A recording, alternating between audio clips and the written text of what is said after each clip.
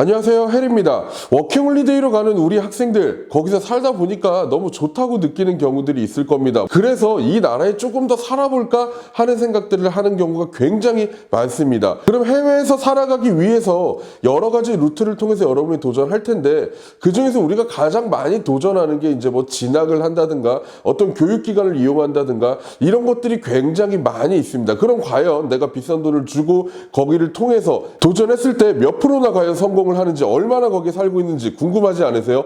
이거와 관련된 연구 결과가 있습니다. 그래서 정확한 통계를 여러분에게 전달 드릴 거고요. 주의사항까지 같이 전달 드릴 테니까 이 영상 꼭 끝까지 시청해 주시기 바랍니다.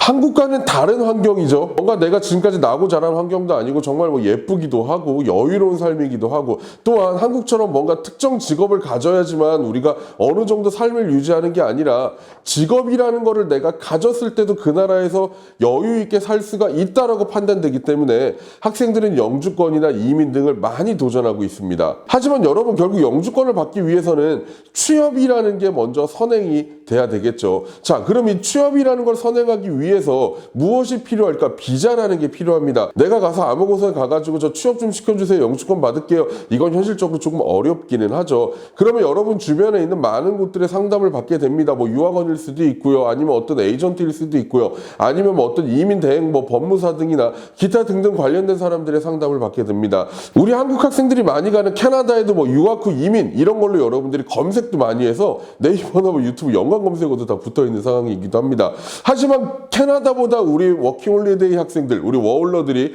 훨씬 더 많이 가는 호주는 어떨까요?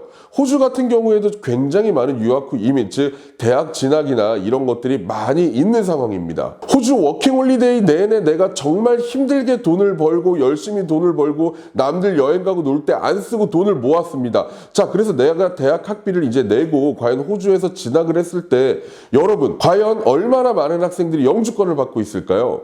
호주 현지 언론에 따르면 많은 유학생이 졸업 후 영주권 취득에 도움이 되는 직업을 찾는 데 어려움을 겪고 있고, 호주 대학 졸업생에게 임시 취업 비자를 주는 현재 정책이 유학생에게 영주권에 대한 잘못된 희망을 조장하고 있고, 2030년까지 졸업 후 임시 비자 소지자는 37만 명까지 늘어날 것으로 예상하고 있습니다. 호주 그라탄 연구소는 최근 발표한 보고서에서 연방 정부가 이 결정을 당장 취소해야 한다고 요구했습니다.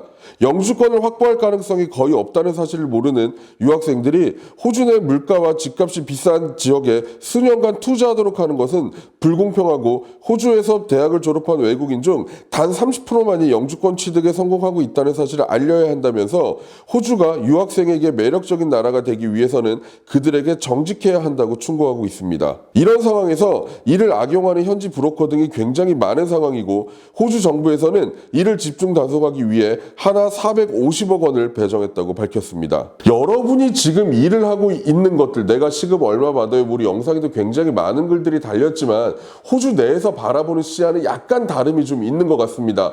호주 내에는 아직도 이렇게 졸업한 학생들이 정상적으로 일을 하지 못하고 불법적으로 취업을 하는 경우가 굉장히 많다고 판단을 하는 건데요. 호주 정부에서는 현재 워킹홀리데이를 포함한 배낭여행객 45% 이상과 유학생 40% 이상이 최저임금에 훨씬 못 미치는 시간당 $15 미만을 받는 등 노동시장의 많은 부분에 착취되고 있다고 전했습니다. 또한 이러한 상황이기 때문에 더 이상 임시비자 소지자를 늘릴 상황은 아니라고 판단하고 있는 것 같습니다. 워킹홀리데이 비자를 가지고 그 나라에 살다가 내가 장기적으로 체류하겠다라고 했을 때 단순하게 대학의 절대적인 진리고 절대적인 길은 아니라는 걸 이야기하는 것 같습니다. 물론 뭐 그럼 대학을 가지 말까요? 아니에요. 뭐 그런 건 아니죠. 여러분이 필요하시다면 당연히 가야죠. 그렇지만 예전처럼 영주권을 받기 위해서, 취업을 하기 위해서, 이민을 가기 위해서 막대한 돈을 쏟아붓는 거는 이젠 좀 자중하시고, 여러 가지 상황들을 여러분들이 냉정하게 좀 판단해 보시고 나서 준비하시는 게 좋을 것 같습니다. 지금까지 혜리였고요.